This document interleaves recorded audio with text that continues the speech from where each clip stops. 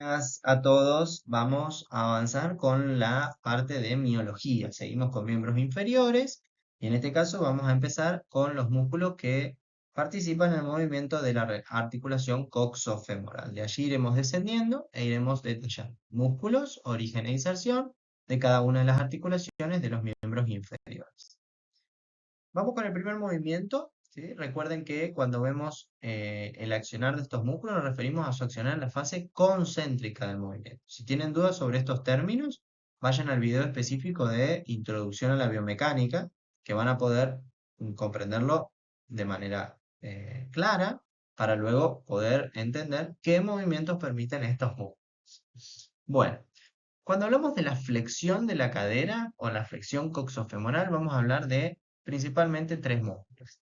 Lo que no podemos olvidar son los músculos psoas. Cuidado acá que muchos estudiantes confunden con el sóleo. Ojo, estamos hablando de otra región. Vamos a participar en el movimiento de la coxofemoral, ¿sí? Y acá el músculo es psoas, una porción mayor y una porción ilíaca. Fíjense que el origen y la inserción, como se ve en la imagen, tienen similitudes y diferencias. Se originan desde lugares diferentes. El psoas mayor va a partir de la región lumbar, de las apófisis transversas y los cuerpos y discos de 11 a la L5 y van a llegar hasta una región específica de la epífisis proximal del fémur, que es el trocánter menor. Y el psoas ilíaco se origina en el labio interno y la fosa ilíaca interna hasta también el mismo lugar, el trocánter menor, ¿sí? Acá es fácil, ¿hasta dónde llegan los músculos cuando hablamos de trocánteres? Bueno, los únicos que llegan hasta el trocánter menor son psoas mayor y psoas ilíaco. Los demás que lleguen a algún trocánter llegan al trocánter mayor, ¿sí? Bueno, y para colaborar con la flexión vamos a hablar del músculo sartorio. Es un músculo muy largo, ¿sí? Que va a partir desde la espina ilíaca anterosuperior, ¿sí? Desde la pelvis ósea, y va a cruzar hasta la cara medial superior de la tibia. Va a producir un movimiento muy particular que es la flexión de la coxofemoral, pero también la abducción y la rotación externa, ¿sí? Este movimiento es el característico de cuando se cruzan, están sentados y cruzan un pie sobre el otro, ¿sí? Su nombre es muy particular. Está bueno buscar la historia, si quieren, de por qué se llama así este músculo. Para el que le interese, en la web lo van a encontrar fácilmente. Bueno, vamos con el movimiento opuesto, la extensión. ¿Cuáles son los músculos que realizan este movimiento en la fase concéntrica? Bueno, principalmente vamos a hablar del glúteo mayor.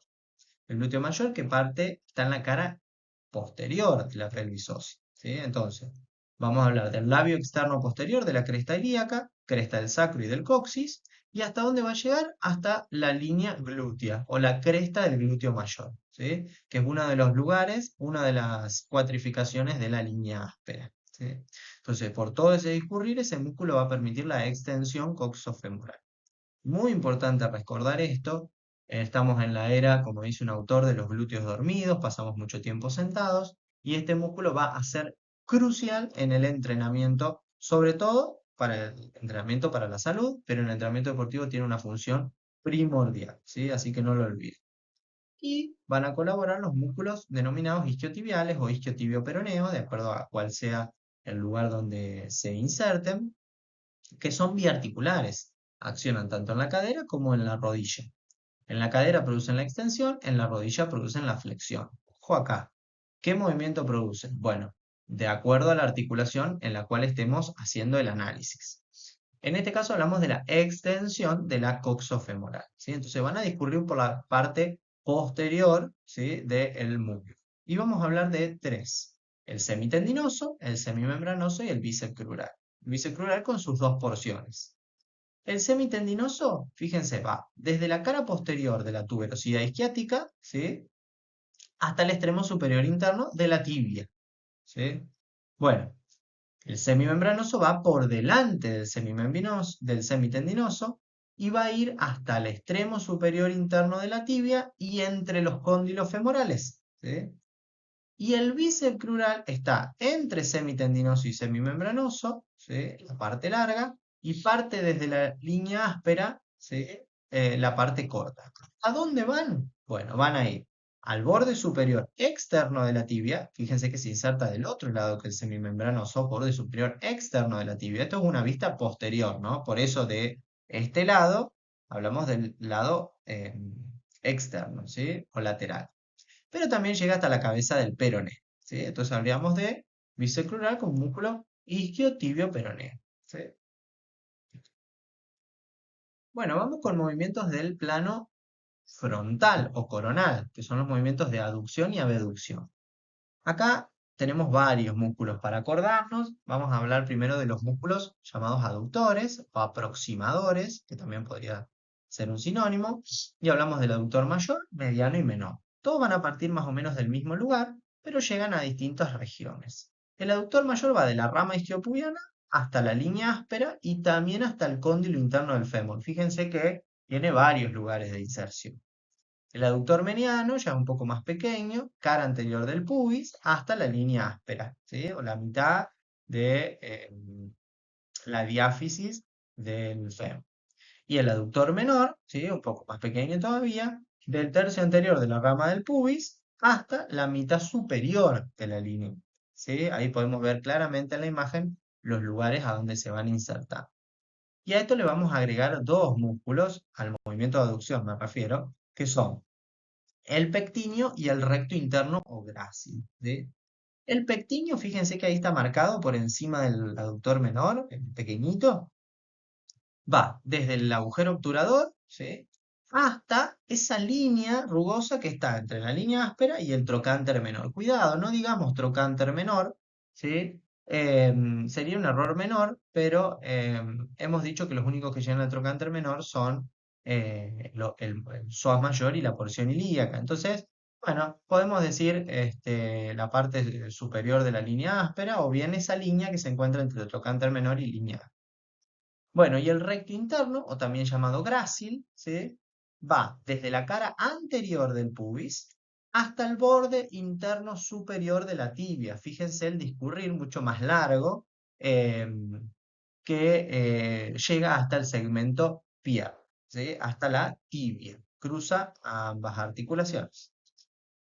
Muy bien, y nos queda entonces hablar de abducción.